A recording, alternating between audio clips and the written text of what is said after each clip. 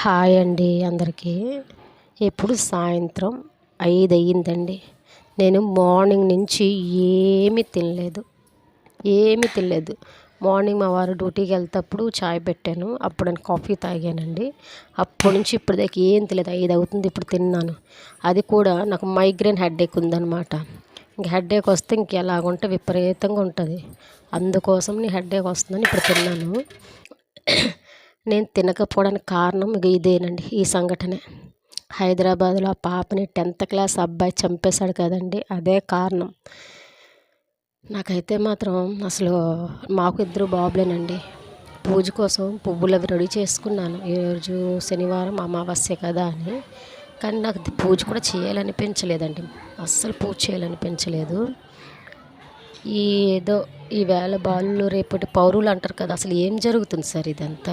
అసలు ఏమవుతుందో ఏమిటో ఏం అర్థం అవ్వట్లేదు.